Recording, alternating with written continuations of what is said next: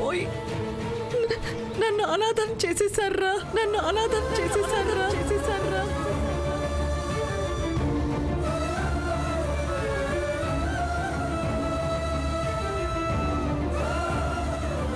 అత్తా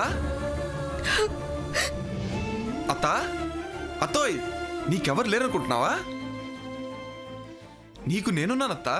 ఈ అప్పలరాజున్నాడు నీకు. ఏం పర్లేదు. కానీ అత్త, నీకంటూ ఎవరూ లేనప్పుడు రామసుబ్బయ్య గౌరిల కోసం వచ్చిన వాళ్ళని చూసి నువ్వెందుకు దాక్కున్నావత్తా?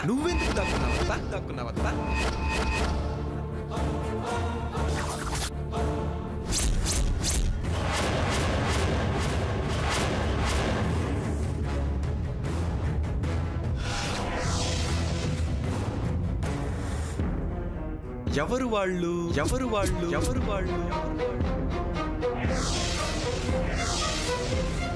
నీకు వాళ్ళకు సంబంధం ఏంటి?